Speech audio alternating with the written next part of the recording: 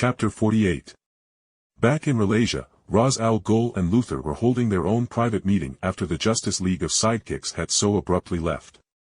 Even with turning Rhelasia towards the light's aim, it leaves a bad taste in the mouth, Luthor muttered as he swirled his whiskey around across from his counterpart, who took a sip of the decades-aged vintage. Yes, there is nothing more annoying and unsportsmanlike than an opponent just walking away when the game was almost finished.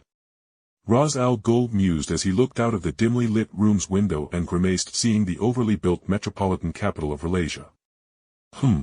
I was half of the mind to have a couple more of your men attack the procession just to get them in trouble, but having to appear reliant on the League after they dealt with the other incidents and being immediately attacked and getting hurt to sell the facade would be too humiliating for myself. Luthor groused, earning a chuckle from Azazyel, Ghul. Ha! I am afraid you wouldn't be merely lightly hurt should some of my men get their hands on you and not merely allow themselves to be beaten and thrown around by the children and your little abomination. Azazyel, Ghul said, looking to Mercy with disdain for her abandoning her skill as a martial arts expert to instead augment her body with alien weapons. In the end, all is well in Rhelasia, and they all will see the light. Luthor toasted his counterpart with not a single change to his expression, as he knew with only Mercy at his side, he wouldn't be able to contest with Azazyel, Ghul, two companions in the silent menacing form of Ubu and his just as deadly daughter Talia, who was merely watching the two men speak boredly. Hearing the light's slogan, Azazyel, Ghul rolled his eyes but gamely repeated the mantra. Yes, they will all see the light and such. Either way, the smell of all the pollution is offending my senses, and I will be leaving now. Oh, all of the Rhelasia is powered by Luthor Corp's bleed energy generators. There is literally no pollution at all. Do you hate speaking to your colleagues so much? Luthor teased, enjoying the opportunity to put one of the deadliest men in the world on the back foot. Father means he hates the stench of weakness, which is the majority of these soft people living in these cities, Talia interjects, earning a look from her father for speaking for him. I prefer to look at city dwellers for being more intelligent than people who can only brain one another in the wilds for a boar they hunted. Luthor said as he laid down his now drained glass of whiskey, while Azazyel, Ghul snorted at Luthor's answer that showed how he approved of how weak humanity had become. Talia, Ubu, we are leaving. And Luthor, I would enjoy those weak little humans while you still can, you know their ultimate fates with the light's goals. Azazyel, Ghul said with a hint of teeth, making Luthor's confident smile falter, as he knew all too well what the light's goals were for general humanity, and he didn't approve of it at all.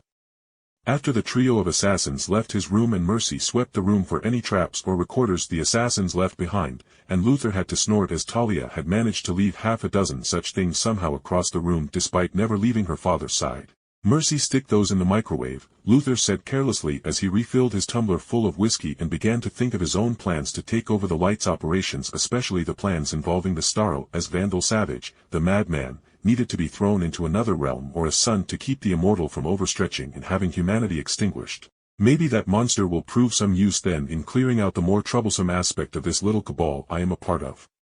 Luthor mused as his mind whirled and landed on the possible solution of having that young hero lord broken of his morals and then pointing the young man to tear apart Vandal Savage and have his remains thrown into a sun or something.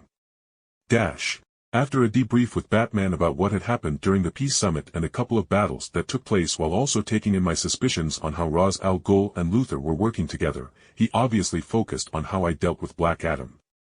You actually threw him into hell? Batman said dryly, and I nodded without shame.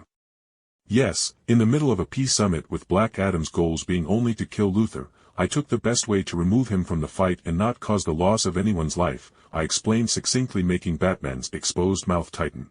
Black Adam hasn't been seen in Kondak since you threw him into hell, and with the time dilation between realms the League is concerned that he may have died during the time you spent coming back to the US, Batman spoke, growling, and I gave the man a scowl.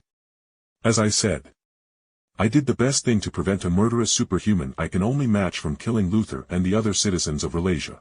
Not to mention, just like with Captain Marvel, he has the blessing of his gods and is fully capable of teleporting through his divine lightning outside of hell, or his patrons could pull him out of hell whenever they please. I scoffed, with Batman surprisingly nodding.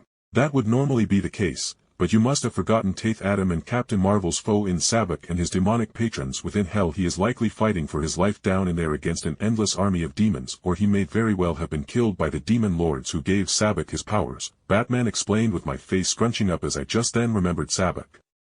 I mean, come on, there were literally thousands of villains in the damned League's files. You tend to forget some, especially in the heat of the moment. Are you asking me to lead a rescue mission for Black Adam? I deadpanned, with the team giving me awkward looks at how tired I sounded, but thankfully Batman shook his head. No, Lord. But rather than banishing villains to hell, you should consider banishing them to the Phantom Zone if you can actually reach there. Can you? He asked, and I shrugged. What's the Phantom Zone? Wally muttered in the background. I really don't want to mess with the Phantom Zone, as it's filled with insane Kryptonians that were sent there as criminals before Krypton fell, and being in that dimension isn't good for the more stable-minded Kryptons that fled there before the planet fell apart. But sure, I can try to make my way there to get an idea for the place, I said before shifting.